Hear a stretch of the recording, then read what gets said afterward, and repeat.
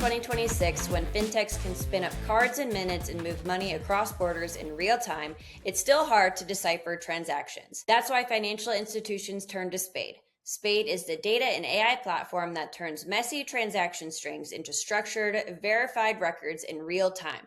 To learn more, head to spade.com. That's SPADE.com. Hey everyone, Julie VerHage-Greenberg here, back with This Week in Fintech, which is now also a Plaid company. Nothing is changing that I know of at this point, maybe just more podcasts and stuff in the future, but all good things. Lauren actually texted me that day. She's like, congrats on being acquired by Plaid, since one of Lauren's former companies was also acquired by Plaid. At some point, everyone just ends up working for Plaid, right? If you're in fintech long enough. But I am back with my co-host Lauren for another episode of our Fintech OGs. And today we have one of her bosses, Oban MacTavish, who is a co-founder of Spade. And we have Alan Miller, who is from Oak HCFT. They have invested in a bunch of different fintech companies. Some of them that you might know would be Blend, Bridge, which was acquired by Stripe. Blend obviously went public, FastPay, and Paxos. And one of their most recent investments is Spade. So I have to start. When did you guys meet? Was it for this investment, or have you guys known each other for a while, since you've both been in fintech for a while at this point? I'd be really curious to see what you remember, Oban. But I was sort of going back through my emails. I think what happened is, we invest in a lot of fintech infrastructure companies. That's kind of like a little bit of our bread and butter, B2B applications and infrastructure. And I think I had seen an announcement, and I think it was around your seed round. And I think I actually cold emailed you just to say hi and catch up and all that. That was, I think, 3 years ago, 23. And then I think we had sort of like interactions on and off. And then the next kind of clear memory for me was Money 2020, I guess, of this past year, when we sort of sat down, and I think Tess came as well. And that was like a big aha moment for me, at least. And that's what started to lead to some more deeper discussions about this round. But does that kind of generally sound about right? Yeah, I think that's how I remember it too. I know we spoke. I remember I went to the Oak offices. This is back when I still lived in Vancouver.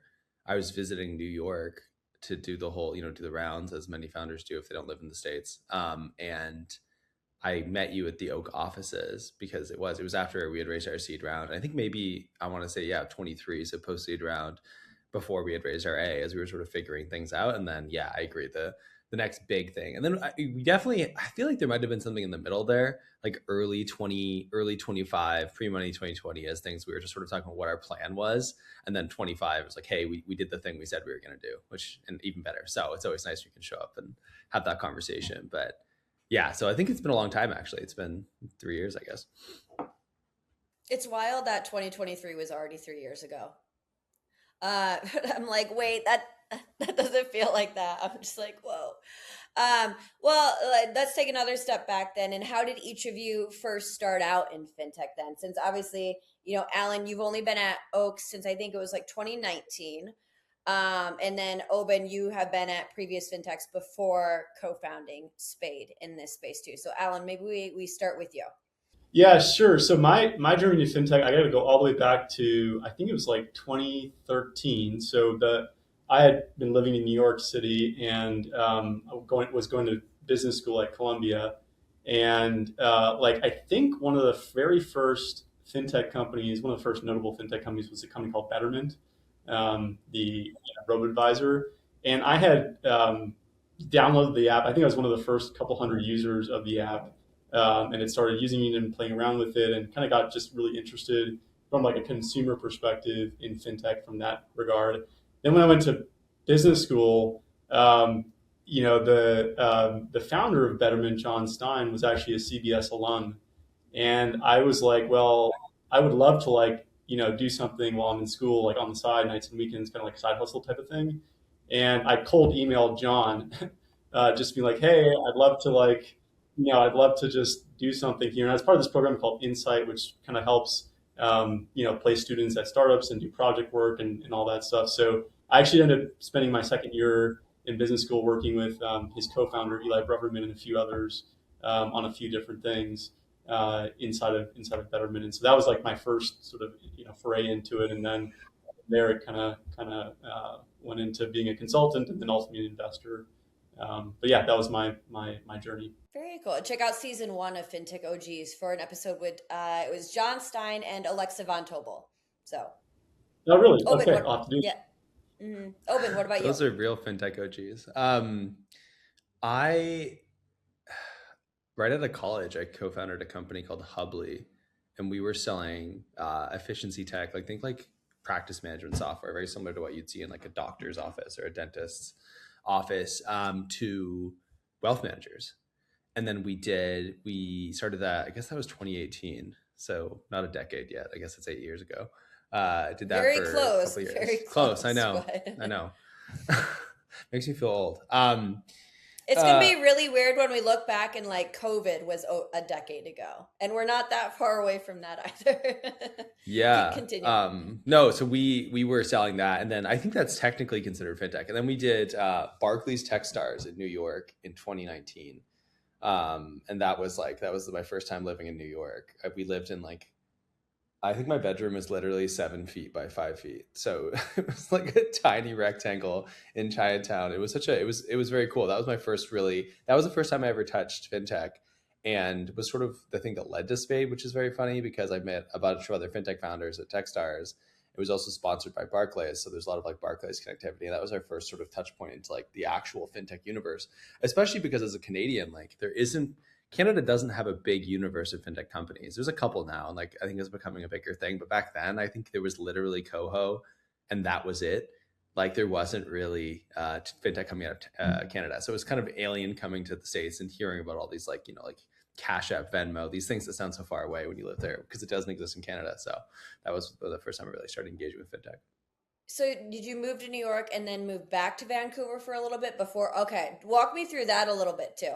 So we moved to New York for Techstars, and then moved back to Vancouver, and then kept sort of trying to build a company. I mean, it was a very different time. And then COVID happened, like COVID really kicked off. So we literally did it like until December 2019, went back to Vancouver. And then 3 months later, March 2020, I guess, was when things really happened. We were trying to raise a seed round at the time. So that was a whole experience. I wasn't fundraising. That was one of my other co-founders. I was really trying to like at that point, like trying to keep the lights on and figure out like what do we need to build to, actually sell to financial advisors. But it was very bizarre. It was very like, you go New York, especially New York fintech, I think in like that time was also like incredibly in person. Like it was a very cool time. It was like a lot of energy around it. And then obviously COVID, I was back in Vancouver. My first company, it's like, it's $0 left, like literally zero. Decided to step away from that, figure out what I wanted to do, and then sort of like stumbled my way towards Spade over the course of the next, I guess, 2 years from that point. So it was a very, very interesting experience, but it was, I feel like once you touch fintech, you never really want to leave. At least I didn't. You sort of you see this whole world open up in front of you, and you're like, wait, this is like this weird universe with this cast of characters who always sort of pop up, and these, like, it feels very like, you're like, oh, this is like a world within a world. Tech is so broad, but fintech is this nice little niche that is also happens to be one of the biggest industries in the entire planet. So yeah, that was quite the journey I went through to eventually end up building a fintech infrastructure company, having never worked in payments before. That's a wild like 5 years right there. Not like 3 to 5 years. Yeah. I feel like you can't leave us hanging. Now you got to explain like the origin story of Spade. Yeah. Spade was really born out of a weird in-between time when, I just left my first company, was really trying to like move away from tech. I was like, I don't want to do this anymore. Too hard. No, but I think when you're building a company, at least for me, I think you figure out pretty quickly, like, do I want to do this the rest of my life? Like, you're raising money from venture capitalists, there's all this momentum, things are going well, and then things are tough. And, eventually, I think for me, you step back and you're like, I don't know if this is my life's work. So that was my first company. I was like, I don't know, 2 years in, I don't know if I can be like, hey, we're going to go out and raise even more money and keep building and like do this for the rest of my life. Cause I feel like that's kind of the commitment you're making. So I was like, no, I'm going to step away. I'm going to go do the whole like finance thing. I'm going to apply for jobs on Wall Street, do that. And then, but thankfully, I was literally trying to pay the bills. Like I was going to all these fintech founders who I met through Barclays Techstars and was like, hey, like do you need like pitch decks? Do you need like business development stuff? Do you need like sales materials? Do you need me to like run around and do market sizing? I don't know, just like literally anything so that I could literally pay rent. And they were all, I found a bunch of odd jobs and that was cool. And they were all just complaining about their data, literally just like 24/7. Because at this point, this was like neobank heyday. Everybody was a neobank. Everyone was building their special rewards program. Everyone wanted to build the like Cash App experience. And we were like, hey, what if we could just build an API that would just like give them logos, nothing else? These little logos, how hard would that be? And that was really where Spade was born. It was like this idea that at that moment was like, there was so much fintech demand and everyone was trying to do really interesting things and they needed better data to do it. And it started with user experience and it obviously grew very, very quickly outside of that. And it was one of those moments where I feel like I saw what I think is still is the biggest market or one of the biggest markets in financial technology is like data is built. So much of what we do is built on top of data and it's all bad data. And this just feels like a problem that should be solved. And I was absolutely shocked it wasn't solved at that point. I was like, okay, you do that for a couple months, you have suddenly signed all these people. You're like, oh, maybe there's like a huge opportunity here. And that was really the number one thing for me when I was like, if I was ever going to do this again, I want to be doing something in such a big market that is like undeniably large. And I think that's what we found here at Spade. Yeah, that's great. And Alan, I guess, Oben's talking about what he found really shocking. Has there been something in fintech that you found really shocking that like, why hasn't this been solved? Well, it's funny you mentioned that because going back to that first meeting, right, 3 years ago, I came away from that meeting being kind of like, well, Oben's great. This is a really incredible founder. We'd love to be in business with a guy like him. But this is like a problem that's like hard, like really hard. And so much so that there have been other, players that have tried to do things similar kind of on the edges of this and haven't really worked out. So, I was a little bit skeptical that this would actually kind of come to life and all that. But thankfully, Oben, we were able to stay in touch, and he was obviously able to deliver in a very big way. But look, at Oak, we like things that are hard, right? I mean, if you look at most of our portfolio, it tends to be infrastructure, it tends to be B2B applications, it tends to be in highly regulated areas. A lot of our portfolio deals with areas like fraud. One of Spade's biggest use cases is around fraud and authorization, and so we sort of gravitate a little bit to things that are very hard, technically hard, from a compliance and governance perspective, because that's where you can build really interesting if you can crack it, right, and if you can solve these hard problems, that leads to a moat, and then eventually you can scale that and serve all sorts of really interesting customers. So we were drawn to the fact that it was hard, and it was hard across a bunch of dimensions, right? Like first, you have to build the coverage, right? There's a whole bunch of just merchant coverage you have to build. You've got to be accurate, right? You've got to have the depth of the coverage, meaning the actual attributes that Spade actually returns, which Oben can talk about, and then the speed, right? Having low latency and being able to sort of respond in real time, and the fact that Spade had kind of built this capability across all four of these kind of attributes was really compelling. And then, of course, last year they had a lot of momentum, thanks in part to you, Lauren, on the go-to-market side, and picked up some really interesting logos, Stripe and Cash App and FIS and a bunch of other really interesting customers. So that was really exciting, and I think we're now really excited to see where this all goes from here. Oben, so you mentioned how you'd never been in payments before. This was kind of like your first foray into it. And Alan mentioned that this is a hard problem to solve, which is part of the reason that no one had done it before you. Other than, the first thing that comes to mind on why this is hard is that transaction data is messy, right? Like if I look at my Amex statement versus my Chase statement, the same company that I'm buying something from could look different.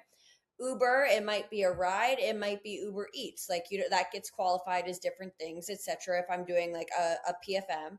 What else is really hard about it, and why do you think, like, what have been some of the keys to being able to overcome those challenges and actually build this, scale this, and make it work? I think it goes back to a little bit of what Alan said, is that I think a lot of people approach this problem as like an ML problem. They're like, give me all the transaction data in the world and I'm going to train a model and I'm going to fix all this data. And like, if that actually worked, we wouldn't exist because Visa and MasterCard have infinitely more transaction data than anybody. And if that had worked, Chase wouldn't need a vendor and Cash App wouldn't need a vendor. And a startup couldn't do it because you're always going to have less data than the people you're trying to sell to, because they're that far ahead of you. And we really did it the other side, and part of that the other way, which is the part of it was that we had no venture capital and we were just a couple people. So we were hand labeling data. And if you don't have any transaction data, it's sort of like the requirement is that you have to figure out another way to do this.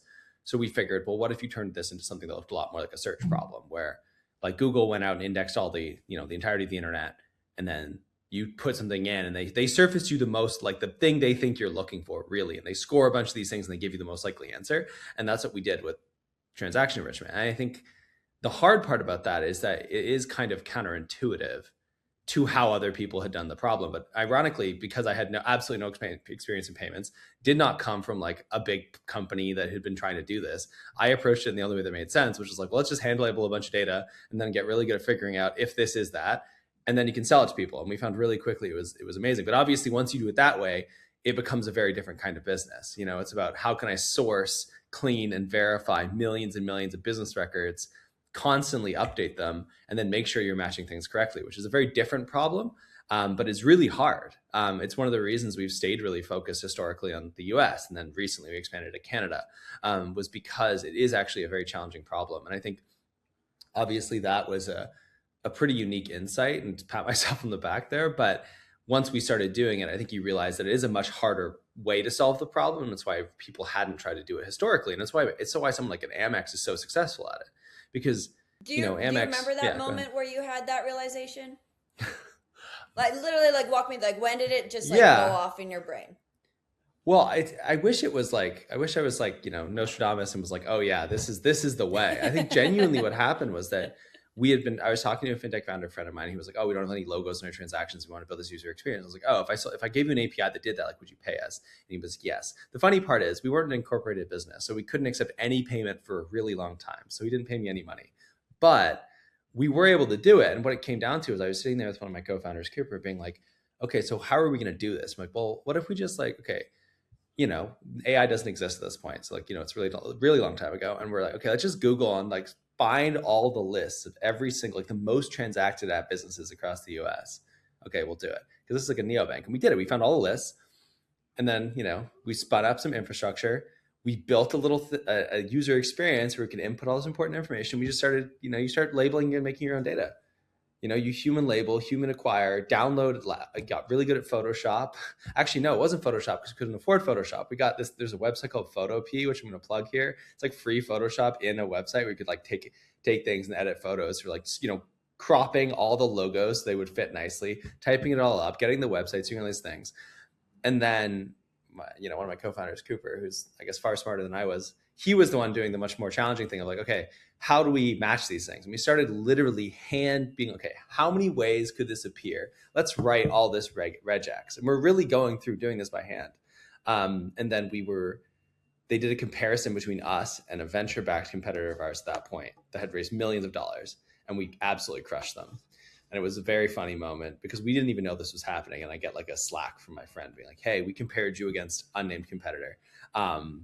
And you guys were way better. Like, how did you do that? And I was like, oh, it's just, Is that competitor still around or no? In a form, I guess. I don't know if they would, okay. We don't see them anymore, but I think they technically exist. Okay. They might have pivoted a little bit since that's a nice way to say it. Companies were better at doing what they were doing. Exactly. Okay. Exactly. Right. Very cool. Was there ever a moment, like once you had come across that realization, where you thought maybe that realization wasn't right, or that it would be too hard to do all those things that need to come true to make that work? Yeah. Well, when you hit like merchant 1,500 and you realize there's like millions left to go, I think you're sort of looking at a daunting task and like, I don't know if this is going to work. And then we were like, okay, now people want location data. Like, how do you go about doing this? And then you start scraping using, what's it called? Store locators or some fun stuff you can do with that. But then now you get the data validation problem. We still had no money through this whole thing. So you're sort of being like, okay, this is like the least scalable thing on the planet. How many people do we have to hire to label this stuff? And then eventually you raise money and then you go and acquire the data from elsewhere, which is a far more intelligent decision. But there was definitely times along the way where you're adding customers and you're realizing that like a business customer that has small business cards looks very different from a consumer card company, which looks very different from a this. And like, suddenly the merchants they care about look very different. And there's this moment we were sitting around being like, I don't know if this is possible. Once we get acquired data and then you can start scaling these things very differently once you have capital. But there was a moment when you're adding on new customers and your performance goes from like, oh, we did it, we got someone to 80% over here, and this new person comes in and it's 40%. And you're like, oh my God, like that's not a business. That's like I don't even know what that is. That's like a trial that we have to continue doing and labeling this data. But you figure it out. You also make a good point. Like none of you guys had some big exit before starting this company. So it's more like, you guys were kind of like Max Levchin starting PayPal versus Max Levchin starting a firm, right? Like when he started a firm, he didn't have to worry about paying his rent and all. He was fine. Whereas you guys are more like PayPal. I assume he didn't have a ton of money at that point when he was starting that company. No. And you're not an incorporated business and you're like, you're trying your best, but you kind of need some money to make these things really work. You're like hoping the infrastructure doesn't go down. Because it's a story of like necessity plus serendipity coming together, and obviously the insight that you had to like, hey, there's something here, right, to go pursue. So yeah, amazing story. Yeah, and just because I'm self-preservation here, our match rate is certainly well beyond 80% now. So just a little caveat that we've come a long way. We are talking about 2022 at this, or 2021 at this point. So yeah. Yeah. And probably even on that like small part of the journey that you just went through, there were a lot of highs and lows, but maybe zooming out more. And Alan, why don't we start with you? If you could talk us through your career highs and your career lows, we'd love to really understand what your journey in fintech has looked like. Yeah. Let's start with the lows so we can end with the highs. It's hard to not. So I've been at Oak since 2019. In a lot of ways, that was kind of like a weird time to like join. And I started in venture in 2017. But kind of like immediately, we had this kind of like once in a generational thing happen, right? Which is COVID, which for a brief moment it was unclear what was going to happen. And we had this massive acceleration. And then we entered this like fintech winter, right? Like 22, 23. I mean, these were really, really hard, years. And, being an investor and Oak being an investor in a number of companies trying to survive this, that was really hard. I mean, there were a lot of very difficult conversations with companies. And again, we, as fintech investors, you are exposed to lots of different business models, right? You've got software as a service, a little bit more recurring. You've got payments, a little bit less recurring. You got lending businesses. You got consumer, you got application, you have infrastructure. So we had companies all over the map. And in general, I would say those were, we certainly had companies that have come out of that and thrived and been better for it. But along the way, even the companies that did come out much stronger did have to make a lot of tough decisions. So there were a lot of meetings, in that 2-year period that were just painful, and just talking about doing the hard things around, hey, we've got to like deprioritize the roadmap, and we've got to probably let go of some of our valuable employees, and we've got to figure out how we're going to survive. So that was. And Alan, this is your first time being a venture investor too, right? I had done a small stint at a firm called Matrix Partners before joining Oak for 2 years.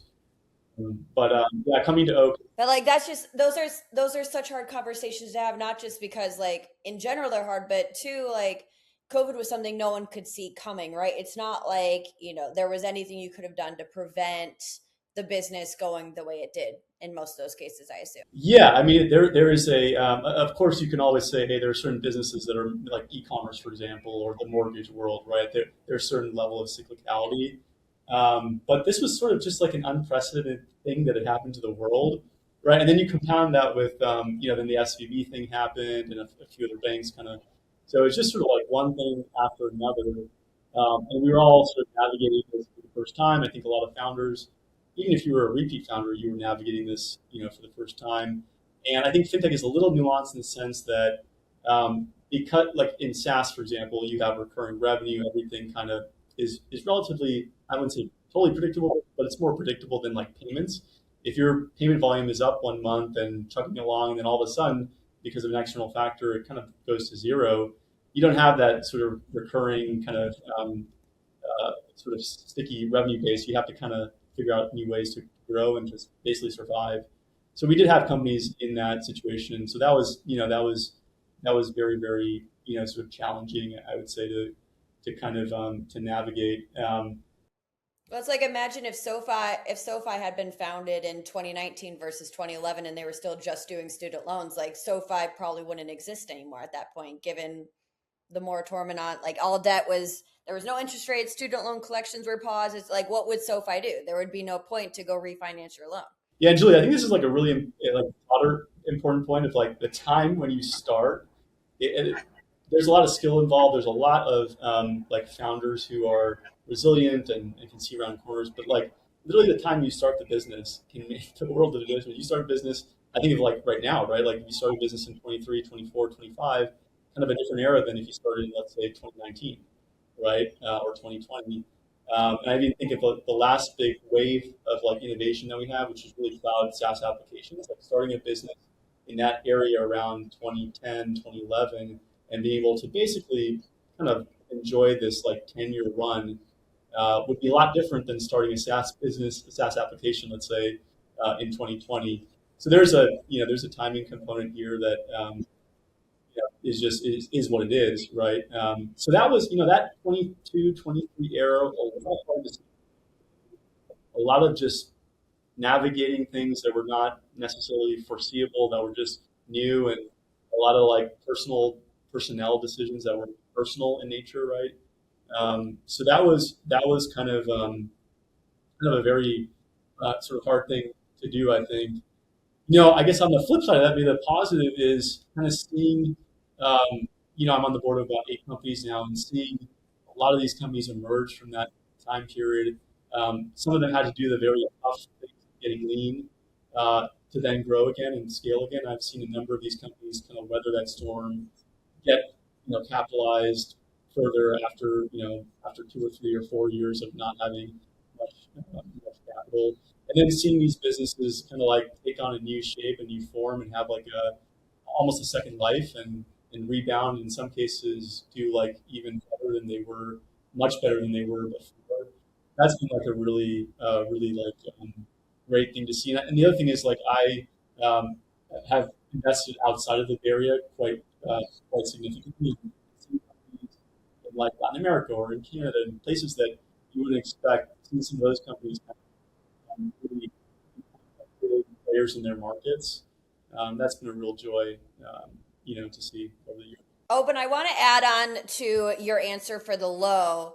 And do you think you guys started Spade at the correct time? Just since we were talking about timing and stuff too, do you like if you could, would you start it sooner or later? Just given that AI obviously would have helped you do a lot of those list making, etc. Then, but someone else could have came up with the idea before you did. Yeah, I mean, I think to start, we definitely weren't the first. Like, we had competitors. I think it was unnamed competitors that weren't very good. Exactly. The graveyard, as we like to call them. No, that's a great question. I think in so much that like it's turned out really well, which is great. I do think it was a really challenging time to start a company, though. We did raise at probably the peak. Like if you look at like fintech valuation, we raised our seed like March 22, and had the great fortune of partnering with Andreessen Horowitz very early in our life cycle. But then you hit fintech winter and a massive pullback, and we had to navigate. And like talking about lows, like we had to navigate a huge chunk of our earliest customers like evaporate instantly. Like we're really lucky because we made some decisions. Like if you think about the life cycle of Spade, we raised our pre-seed in November of 21 from Gradient Ventures. We had Y Combinator, immediately raised our seed, had a bunch of money in the bank, and had literally 0 employees. So we immediately had to sort of go from being like this small thing that was growing very quickly to like a company. And then we literally built, but we just had to build. And we went around, we built, and we spent a lot of time like actually building technology, and went really quiet. And then 2023 is when we sort of like reintroduced ourselves to the market and started selling. And then everyone went bankrupt. So that was really, really hard. Like there was definitely a moment where not only did we have to change our product, we initially were like, we're going to do what everyone else was doing in the market, which is we're going to do all types of data. We're going to do Plaid data. I mean, Plaid was having a moment, obviously. Everyone was a PFM. Everyone was like, aggregate data. So we were doing all kinds of data, and we had to be like, well, we're not going to do that because there's no money there. And all of the startups who do it are going bankrupt. And we had to make that decision like in the span of a week, because we also knew that if we wanted to start selling to like mid-market fintechs who were going to survive, who had money, you had to start those conversations. They weren't going to convert. And if you look at our growth in 2023, we didn't grow. Like there was a period of time where like our revenue was essentially flat. And that was just because we were making up for people either reducing their volume, going bankrupt, spending, like it was a really, really challenging time. And I think, you learn a lot in those moments about like building a business that actually makes money and realizing that like growth is like, the slope of your curve is super, super important, but it's also about building like an actual sustainable business. People want to pay you for a thing. And if someone, it's why some of these AI companies are so fascinating, because it does feel a little bit like they're like, this all seems, the music is going, so everyone's spending all this money, but the moment it disappears, it's all going to collapse. And I think in fintech, we had that moment, and it was a super dark time. So I think you learn a lot, and it builds a certain level of resilience to go through those types of things. But there's probably better eras to start the company or easier times. If it had been the AI era, it would have been easier to just not do it the hard way, which I feel like is kind of our I don't know, our magic element is that like, it wasn't an AI problem. It was the search problem that you talk about, and like seeding enrichment with an actual verified database. Because, I was kind of behind the scenes for this journey, started advising you in 23, No, 22? it was 22. Yeah. Yeah. And so like from my perspective, I feel like that actually brought such a unique element to Spade. Like, even in my excitement joining full time, is like this idea that like there is an actual value asset in our data asset, which I think is really unique in fintech. So, but tell us about your high. I mean, I've never been more excited than right now, which is maybe like the best fun answer. But I do think it felt like we were living in this future state. I think I like to say like either people would instantly buy our product, or they would just be like kind of confounded by the idea of like why they would want better data for quite a long time. Like I think we look really smart right now, and it's great. we're so smart. We were living in like this future state, but I do think people, very similar to many infrastructure companies, like you're trying to convince people that there will come a time in the future when they're going to desperately need your product. Like I think, as I'm sort of like a bit of a crypto hater or whatever, but I think the stablecoin people see it in the same way, right? Like they're seeing this future state and trying to bring customers along to that. And you'll find these like super innovative companies, and like we've been so lucky to partner with people like a Mercury a long time ago, when like now they're a juggernaut and now they're crushing it. But there was moments where like there was no guarantee. And I think you find these people who are doing something in the future that requires technology that doesn't exist everywhere. I mean, you look at Stripe, same thing. They were working with these tiny YC companies who were like, we're selling something online, and not everyone was doing that. And I think we were lucky enough to do that. But now we're living in an era where like it is a requirement. Like whether or not we want it to, this weird Pandora's box of AI is like here to stay. And industries are changing, and financial services as sort of slow moving and as large of a behemoth it will get there. And I think there's an understanding among many of our banking customers who are like not just the JP Morgan Chases of the world. We're talking about the top 20, we're talking about the top 50, top 200 banks who are looking at this thing. Okay, great. In 5 years, we're still going to be here. And for that, we need better data. And I think that's like, there's never been a more fun time in Spade's history, because there's obviously like, there's the ego being like, great, we did it. Yeah, we were right. But there's also that sense of like, okay, it's pretty amazing to see people who normally I would have expected to be like sort of dismissive of us being like the people most excited about it. I think it's a very special feeling when you get to walk into rooms with people who never thought you could sell to, and they're actually just like desperately interested in buying your software. And I think that's a very special moment. And we feel really lucky that like we get to ride that wave, but also we get to like come along on that journey with so many people who are innovating for, millions and millions of customers. So yeah, it's a great time. Right now is probably my favorite time. You mentioned again that you're a crypto hater, and I forgot that. And it just reminded me, we have all this data on like the blockchain. You're going to have stablecoin data and stuff now. How does Spade play into that? Like, is it, this is again from someone that's just like looking at the outside. I'm super not technical and don't understand all the nitty gritty of it. I understand like transaction data a little bit, but I haven't been super into crypto or anything. So I would say I'm not enough either way to say if I'm a hater or a lover at this point. But how would Spade play any sort of role in like blockchain or stablecoin data? This is so perfect because I literally seeded a conversation in the product channel with one of our eager engineers yesterday, and I don't know if it's come back to me yet. So I don't know enough about my quizzical, or I guess my maybe skepticism, I guess, of like stable coins is not necessarily that it is bad technology. It's that I don't know where that market's going to go. And I can't really pretend to be a massive expert in it. I think it is interesting. I think the thing we think about, and like pivoting the question slightly, is like, I don't think we play a huge role in some of these systems because we're not experts in the space. It doesn't mean we couldn't.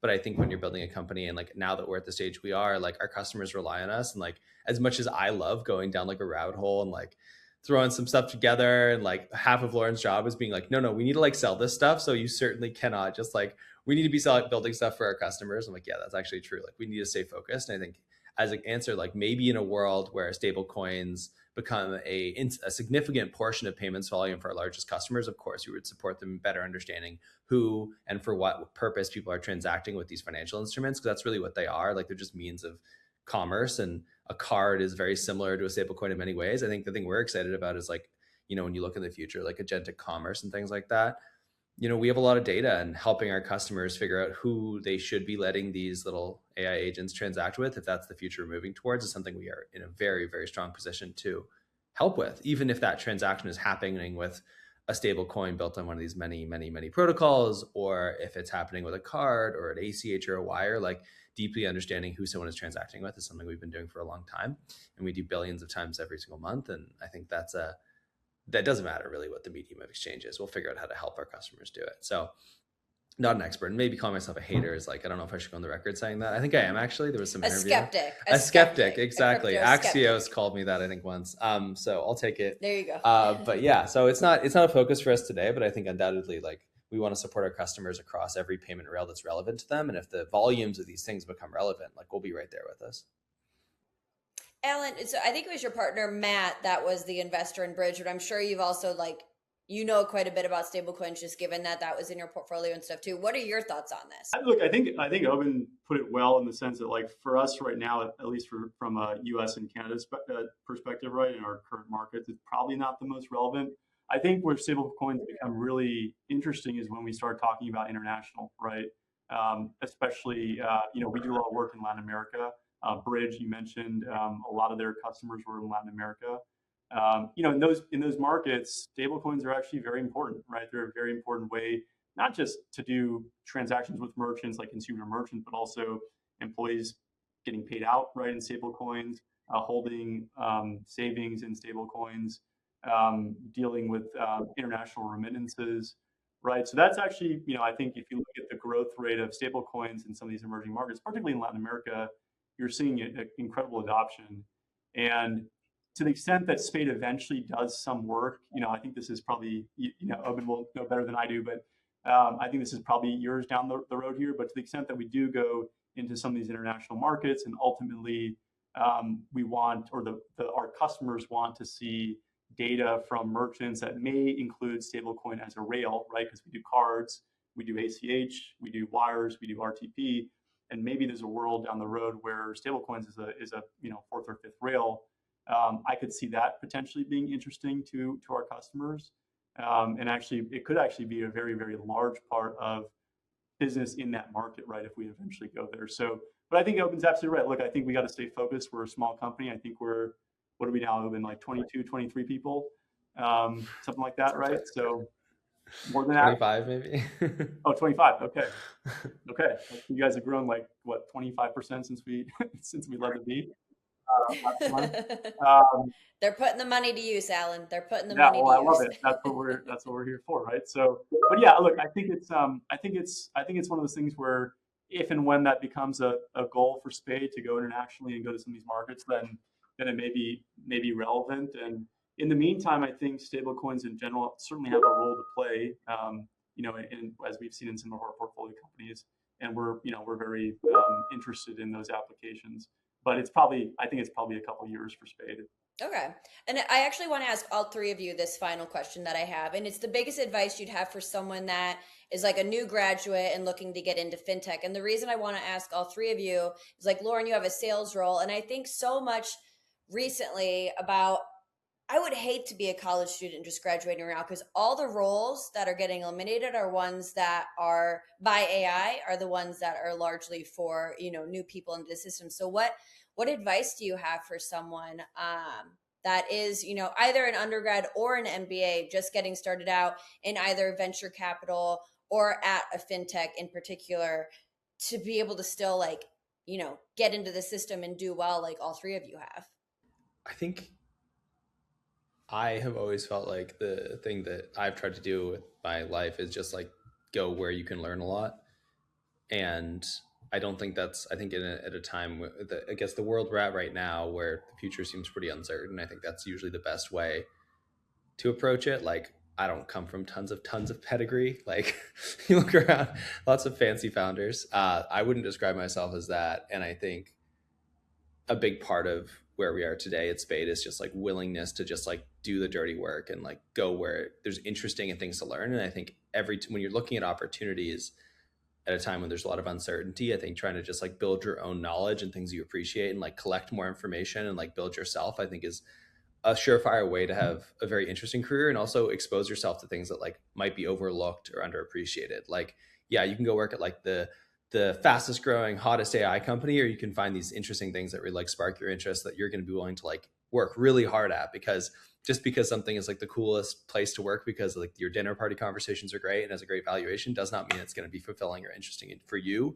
or your life. And I think really sort of focusing on what you find interesting and just like digging there and trying to find places you can learn, I think is the highest leverage use of your of certainly I think of my time that's ever been. And especially if you're earlier in your career, I think that's how you can do the most interesting work, is by prioritizing that, like a pursuit of like knowledge and understanding versus a pursuit of like like flashy titles or things like that. And I think that's something I see reflected in a lot of the founders and the people I respect who have sort of taken winding roads to get where they are.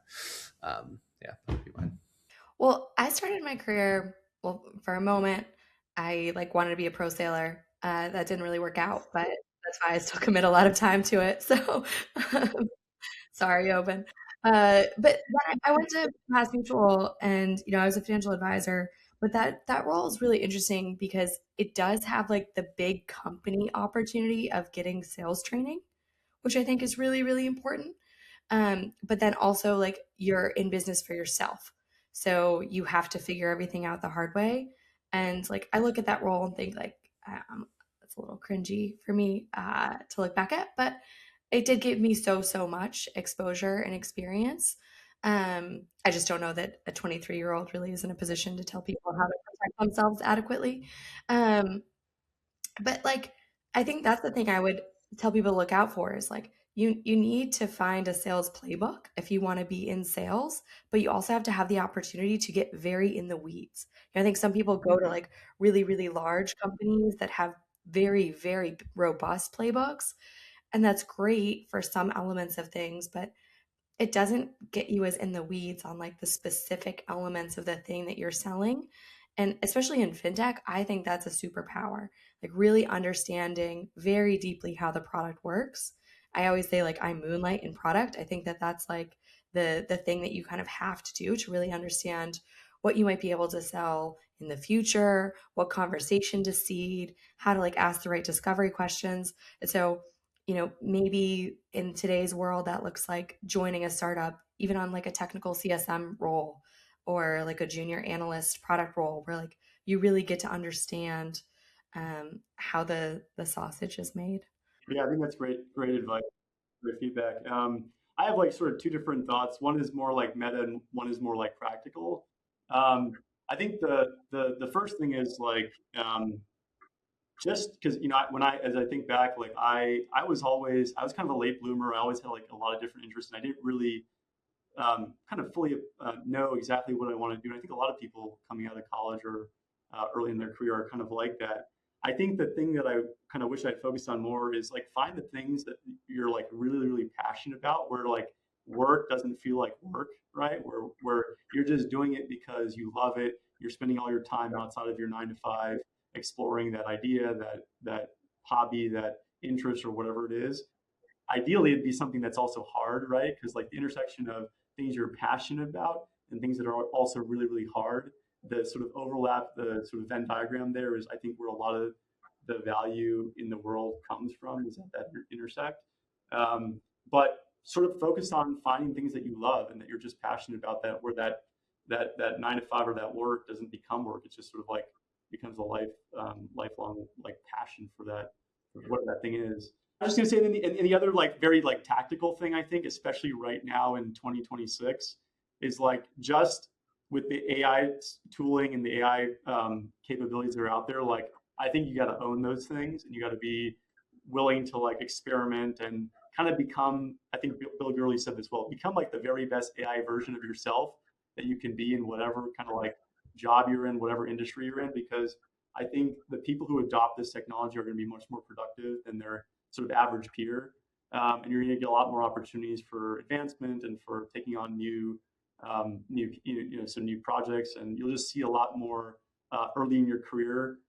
If you adopt this stuff, because you become more efficient, more productive, you'll be a sort of a rising star in the company. So I think like whatever role you're in, whatever industry, just like be the very like earliest adopter of this technology, because we're in this like juncture here where like the rest of the world is not going to catch up as quickly, right? And if you have a window here of 2 or 3 years, you can really accelerate. And I think that's just something that every person coming out of college should be thinking about. Also very good advice. There was one piece of advice I got is think about the job you want after this next job. So like if you want to be a sales manager or something, like think about what you need to learn in that sales role in order to get like, always think about what tools you're going to need to get to that job that you ultimately want, especially early on in your career. If you want to be a founder, think about finding a role that's a chief of staff or something like that. If you want to be an investor like Alan, think about going to maybe investment banking or consulting where you're diving deep into these industries, etc. I think that was good advice too. But all of that was really good advice. So I hope people, especially the younger ones that are listening, take all that to heart, and it can help some folks that are listening to this too. But thank you so much for joining me, especially, the day we're filming this, the day after Money 2020, Fintech Meetup, the other Vegas conference. So, people have less sleep and have been out in a highly oxygenated and dehydrated environment. So I appreciate you taking the time to do this. No, thank you. It was great.